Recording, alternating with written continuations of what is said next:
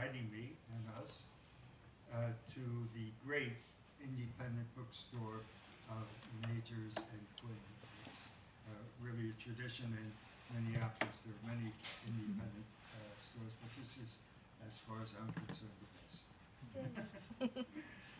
Now, without the help and support of Carol Dines, sitting in front of me,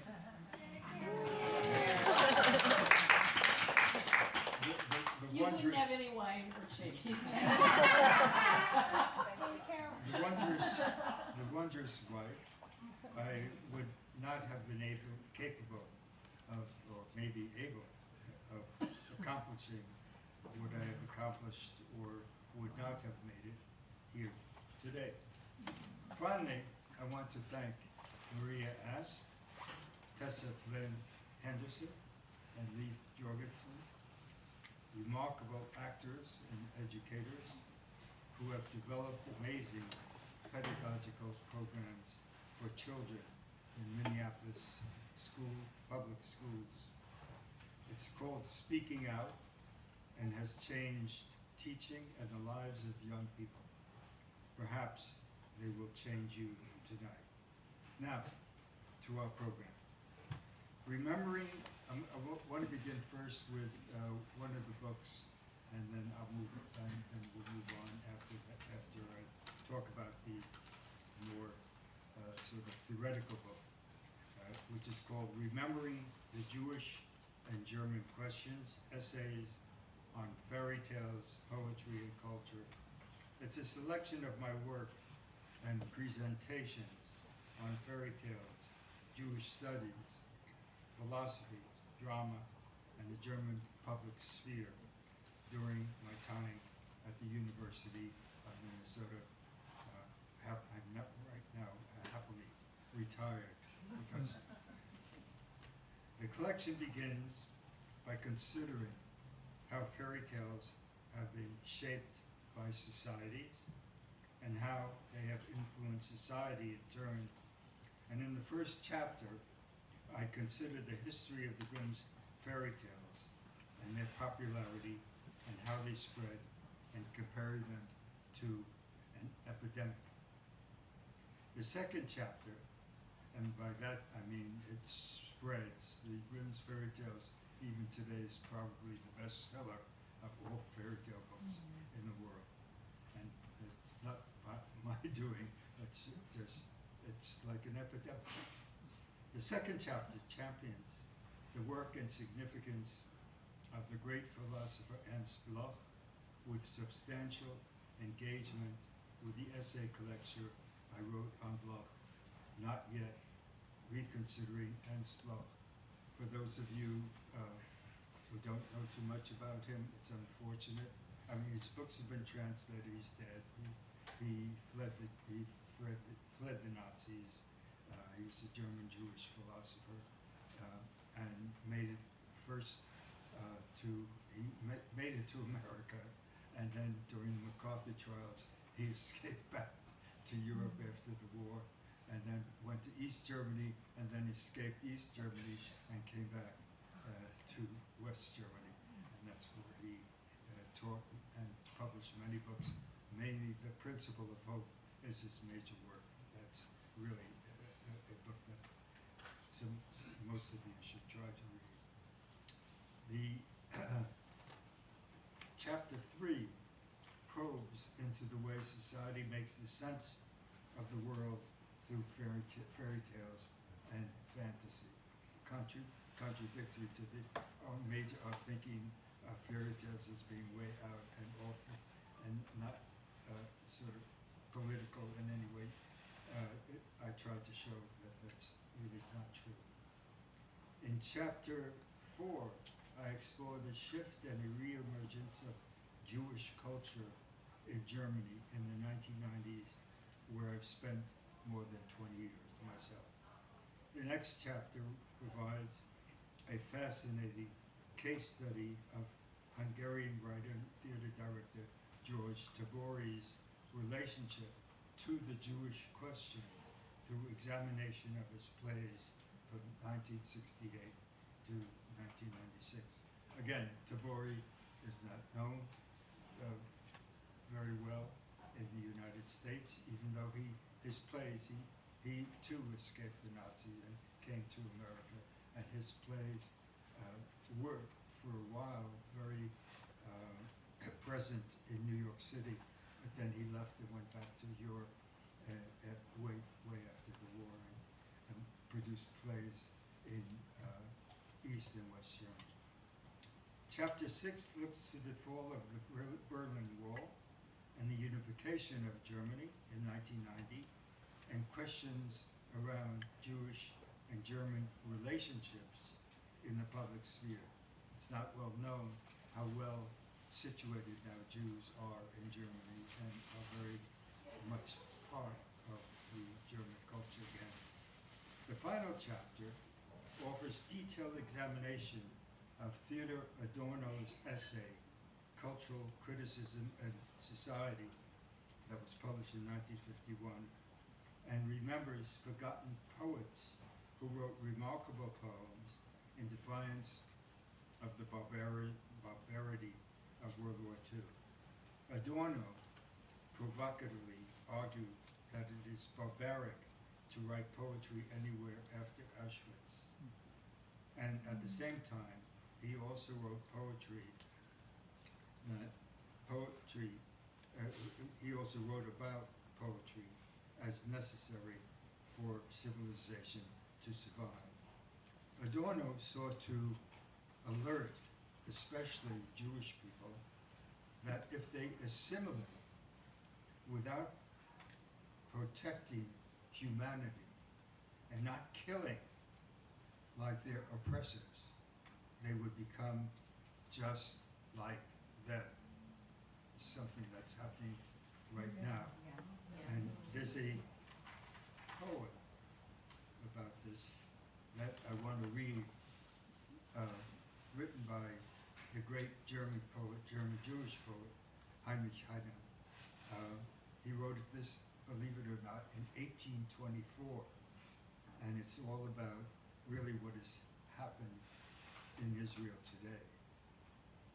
For a century, we've abided each other, giving our brotherly due. You abide that I breathe, and though you rage, I abide you. But occasionally in dark times and good spirits in full flood, your tender, pious little paws have colored my blood. Our friendship is firmer. It grows stronger as we age. For I'm becoming almost like you. I'm beginning to rage. That's, to a certain extent, sums up what is happening today in the world. Now, I would like to introduce my three warriors over here. We're going to, wait, don't jump up already. He's ready to go.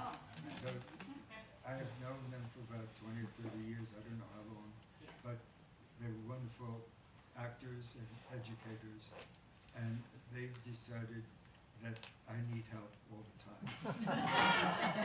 And so they're going to read a little from the first two novellas, and the third novella, because we don't want to tell you what the ending of the trilogy is.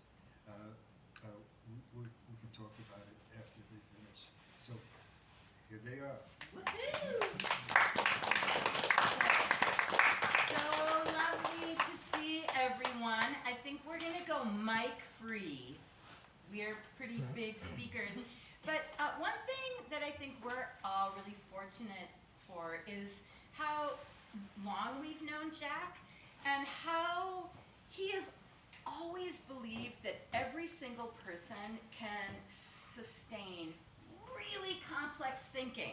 Because we were in book club and we read Bloch and Adorno and that one-dimensional man guy, remember that? Those big honking sentences?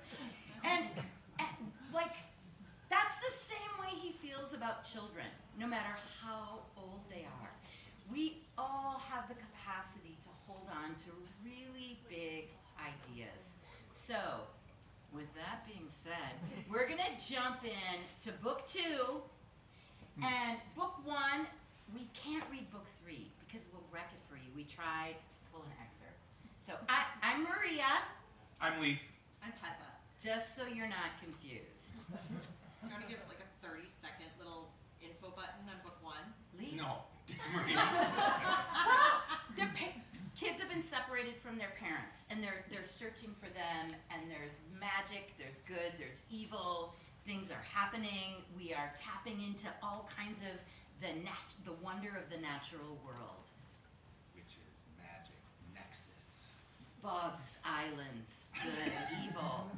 Smart people that turn and use their brains for their own good, and rather Evil. than the society, and they become the oppressor and all those things. Here we are, chapter 1, Home Sweet Home. Most witches don't have homes anymore because humans are deadly afraid of these unusual creatures. Consequently, humans have created witch hunts and burned and tortured them. They have driven witches from their homes. They have accused them of being unbearable communists and sneaky scientists. They have even made horrid films about them, showing just how ignorant they are about witches. And this is why the twins, Anya and Zach, considered themselves lucky. Nobody on the Island of Light thought that they and their magic powers were criminal or inhumane. In fact, all of the animals and islanders loved and learned from them. So it was there that the twins made their home. Once a week, they organized a music festival in their vegetable garden and invited everyone on the island, including the Wellikans, to celebrate the joy and peace that they had brought with them. Even the bears, wolves, deer, and beavers came. Nobody was afraid of anybody. However, I would be exaggerating if I were to say that the twins were happy, for they still hadn't found their parents. They had tried to find them on the Island of Light without success. Consequently, they continued searching on other islands and countries and survived the global wars. They did this for 5 exhausting years, during which time they had become young adults without realizing it. This is not to imply that they had lost their youthful looks, charm, and energy. Indeed, they flew on a weekly mission to different places, doing a jig or 2 while searching for their parents. It was as though their parents were playing hide and seek with them. Since the twins had no reason to believe that their parents were dead, they were still full of hope of finding them. But they were also very frustrated.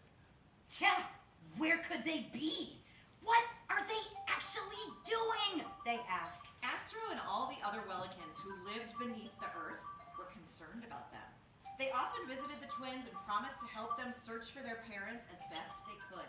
Their homes were colorful cottages and buildings beneath the earth, and throughout its depths, the Wellikans formed a network of towns and outposts. Most important, they were doing great research to de-weaponize the world if they could.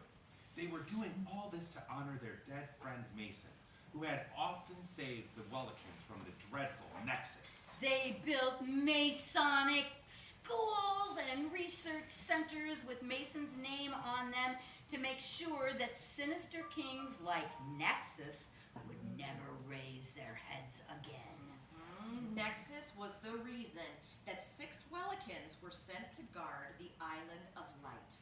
Astro was their leader, and he constantly worried about the twins each time they went on their searches. Since it was now peaceful on the island, the 6 Wellikans often emerged from the underground to participate in the music festival and other events sponsored by Anya and Zach. Everyone adored the small Wellikans, especially the squirrels, turtles, frogs, and beavers. The insects thought they were marvelous. Of course! They admired them mainly because most of the Wellikans were tiny, 2 or 5 feet high, just a bit taller than these animals and insects. Sometimes the Wellikans would become tall, but that was unusual. You see, size matters a good deal in this world. It seems to me that the bigger you are, the easier you can gain access to power. When Nexus's monstrous robots ruled on the Dark Island and the large bionic people took charge of most things, it was clear that size determined everything. However, Nexus and his supporters underestimated the Wellikans, who built homes, schools, shops, and industries underground after they had fled Nexus. The only reason we know about these events is that there's a good deal of evidence that the Wellikans had lived above ground at one time and fled underground to avoid the conflicts among humans. But that's another story, and sometimes I am a blabbermouth and talk too much. Hope you don't mind. Chapter 2. True friends are rare these days, and so are the Wellikans. Time was running out for Anya and Zach. They had summoned all their powers as witches to help them find their parents. They'd explored every country and island in the world. One of the obscure countries was Mount Mystic, but they were afraid of flying there, for rumors about this foreign land were horrifying. Nobody had ever journeyed in this part of the world and returned home. This is true, at least to the best of our knowledge. This country was at the end of the world, and you won't find it on any map, as newly printed maps from the Cultural Wars haven't yet arrived. But we know that the country was notorious for its sharp, icy, white-capped mountains, volcanoes, deserts, and boiling hot lakes into which, so the rumor says, travelers and tourists were often thrown. Occasionally, people have reported tossing human bodies to ferocious monsters who then devoured them. But nothing grew on this island, and the air was supposed to be polluted. You often needed a face, a mask to survive during the global wars, despite soldiers from different countries died there.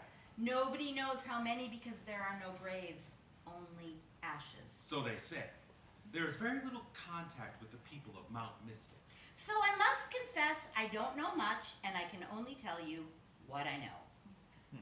According to my sources, the ruler of this island, Nidup, who had been friendly with Nexus, has barricaded himself on top the highest snowy mountain after the death of Nexus. The only thing he did was watch television shows and films, especially war and mystery films.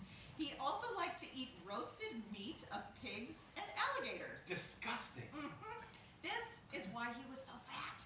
Nobody trusted him because he told so many lies. Yet, they always had to agree with him or he would imprison them on grounds of treachery. Can you imagine? If anyone was treacherous, it was Nidup. Sometimes he spent time watching parades of soldiers dressed in fancy red uniforms in front of his castle. He forced the soldiers to march back and forth in front of him. He imprisoned them if they failed to salute him properly. Sometimes he captured women and forced them to dance before him.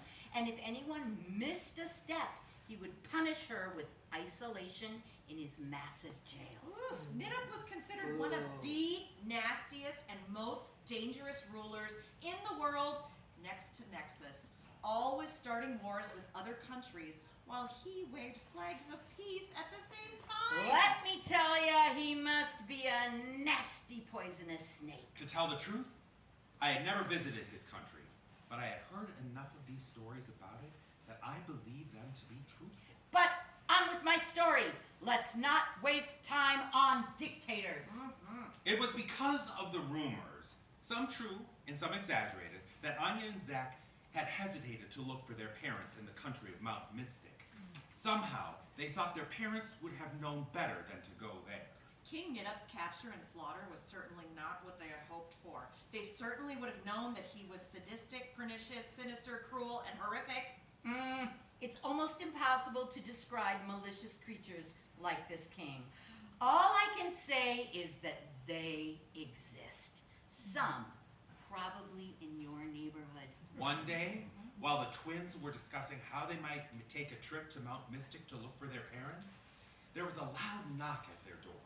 When Zach went and opened it, he was surprised by Astro and his 5 comrades. They stormed inside the house and sat down in the living room. Then Astro stood up, all 5 feet of him. He glared at Zach and Anya.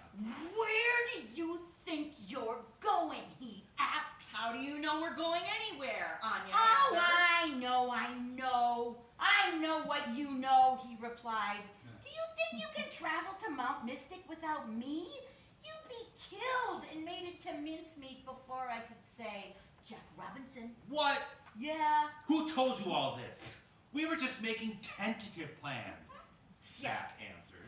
Astro stomped his foot and cried, but those plans must include your friends. You can't just go there without support of your friends. Did you hear that? Let's say it again. You can't just go there without support of your friends. Nobody but nobody has ever returned from that country, especially you, Anya. You're a woman now and you must be careful. What do you mean by that? Anya was getting furious. Do you think that women can't fight for ourselves? Yeah, Zach supported his sister. What can the six of you do for us? No insult, but you're almighty small, and knit-up could destroy you in a second. Well, that's what you think. You never met him. Ellie stood up. She was the tiniest of the group, barely 4 feet tall. Suddenly, she did a somersault, and as she went flying towards Zach, she landed on his lap and stared into his green eyes. Zach froze. He couldn't move. He felt as though an iron rope bound him. He couldn't speak. It was as if his lips had been sewn shut.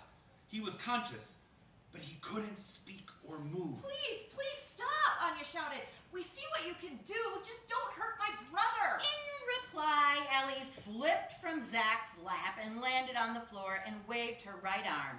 Within seconds, Zach was normal again, but stunned and somewhat frightened. Then Sonny and Clark, 2 more Wellikans, rushed out of the house into the vegetable garden and reappeared with a squadron of bumblebees, zooming through the air and buzzing around their faces of Anya and Zach.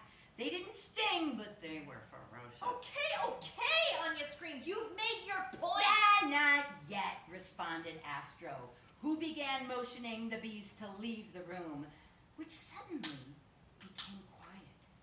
But it was just for a second.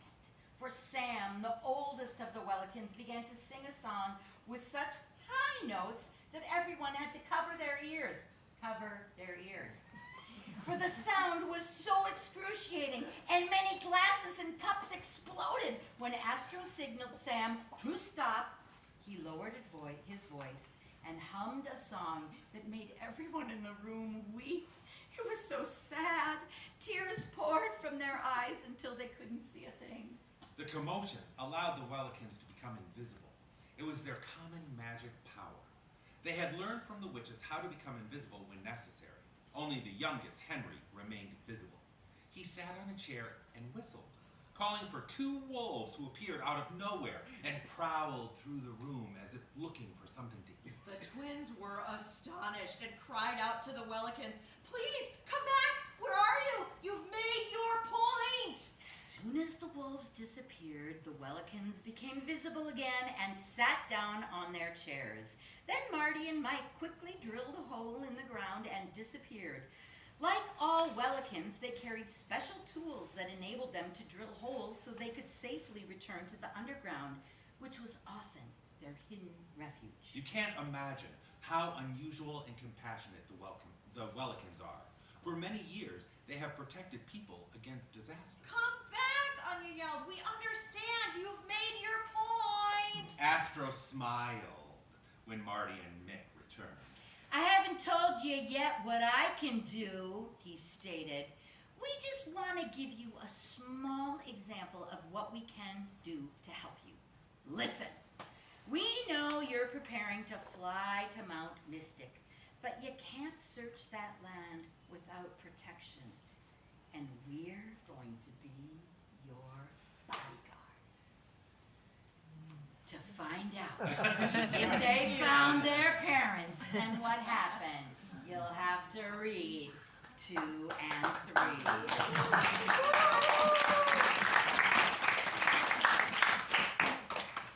That guy wrote him. Yes. That one right there. Thank you very much. It was great. This is a true story. Jack's mind. Totally.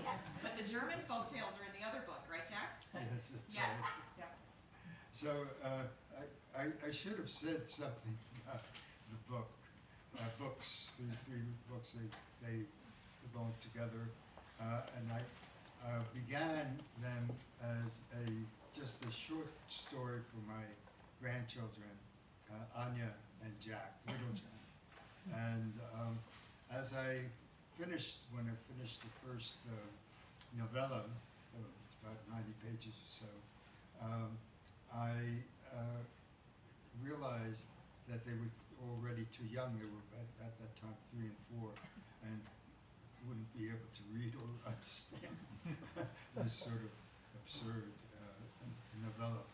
And so I decided to wait for a while, and then I got in touch with a publisher in New York and London, and they encouraged me to do 2 more novellas, and I balked at first, but thankfully I am now retired from the University of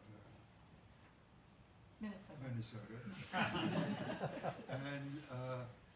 And so I went on, and I began developing the next 2 novellas, and they, to a great extent, reflect a lot of my thinking about politically what is happening in this world today.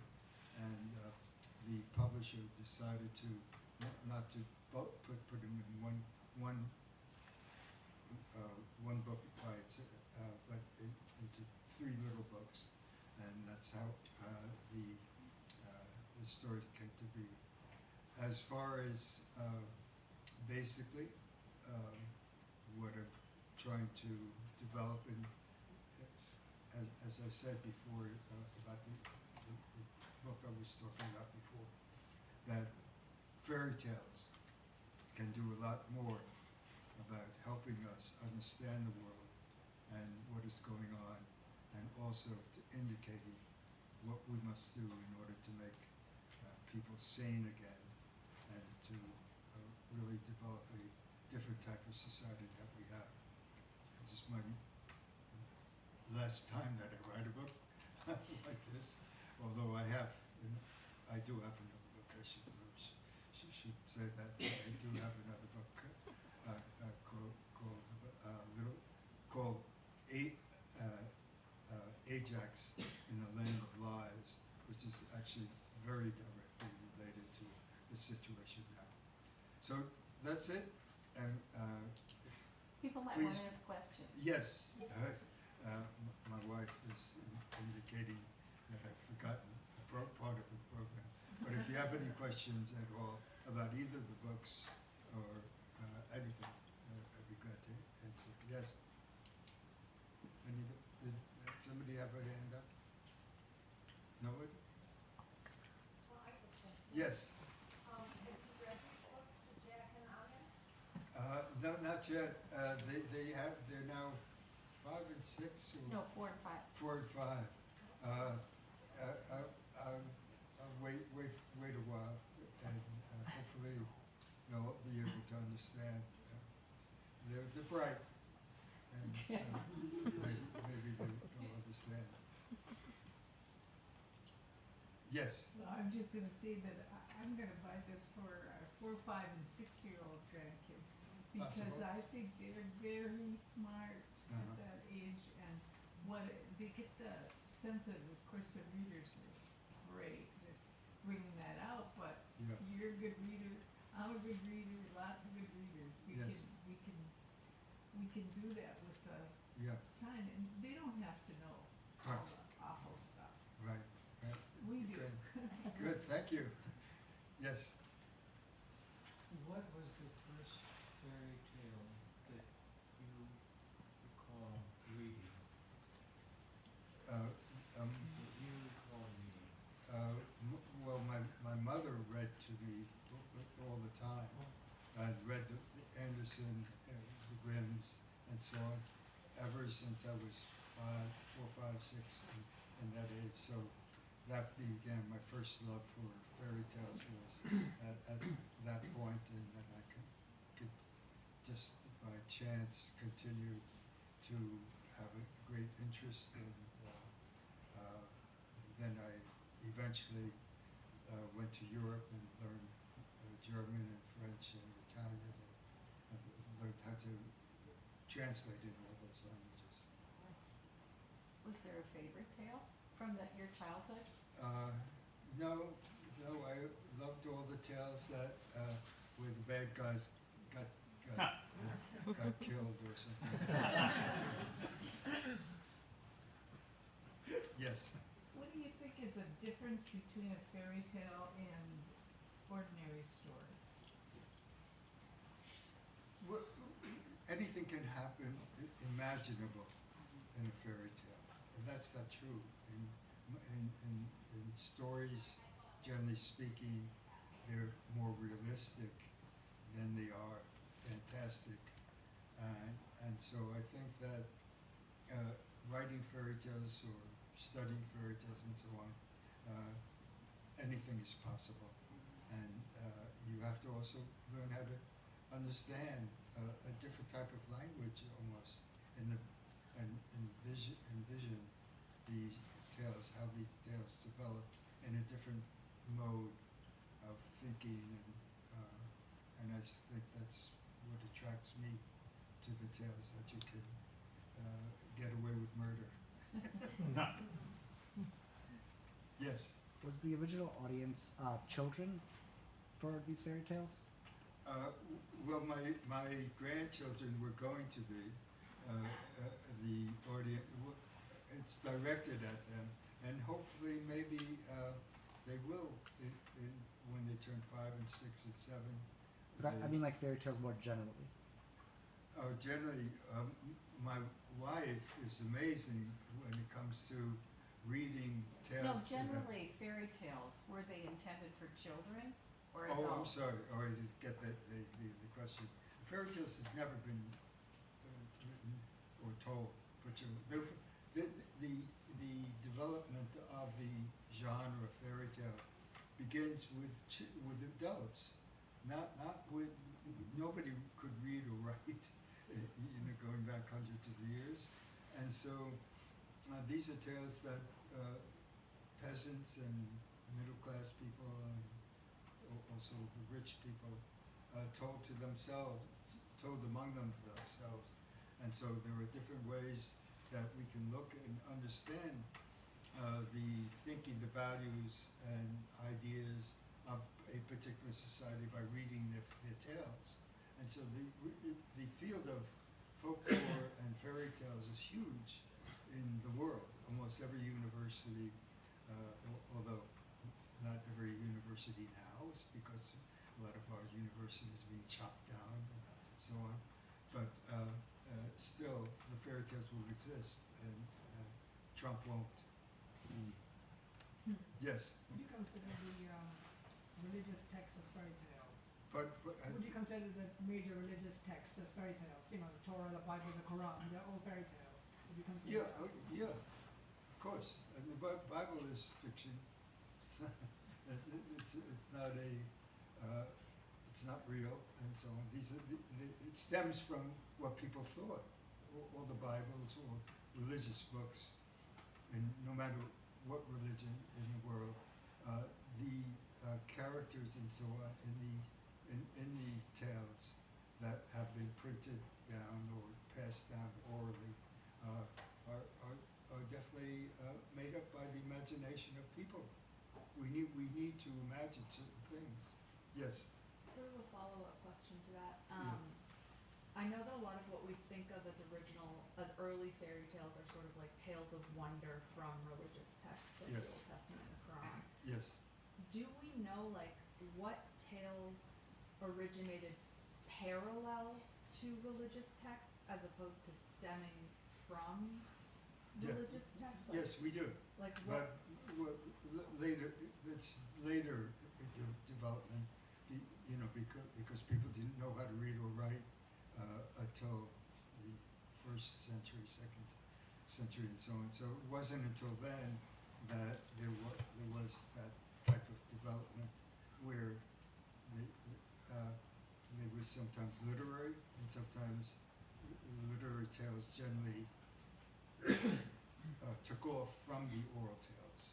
And you have to remember that in most societies, no matter where in the world, the upper classes generally had their children nursed by peasants or lower class people.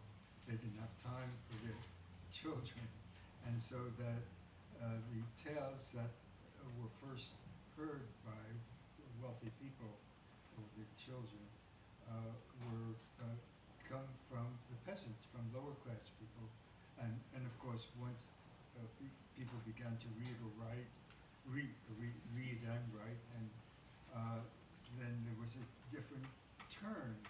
And we have a lot of evidence beginning in the first century, second, third century as writing developed, then these tales spread. So does that answer your question? Sort of? Yes. No, I don't remember if I read this or if I heard you tell it or if it was somebody else, but the story about you, your mom, and Einstein. Oh, yes. I don't remember how it Right. went exactly. Yes. So would you tell us a story? You want to tell it? No, I don't want you to either. You're just whetting our appetite. No, really. Okay, it's very quickly, supposedly,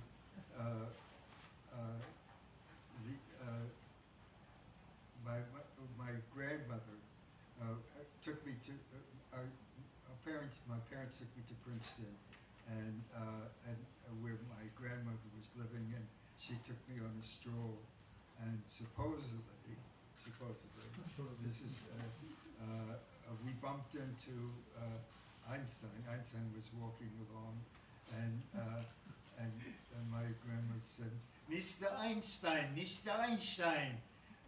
what are you doing? You're smoking with your pipe like that. No, it's no good for you." And Einstein says, "Okay, I'll put it down." And then my grandmother says, "No, Mr. Einstein, be careful with your foot," and so on. And she says, "Jackie, I'm telling you, you should be like this man and honor him." And Mr. Einstein doesn't know what to do, and he says, "May I leave now?" And he skirts off. So I've had different versions of it.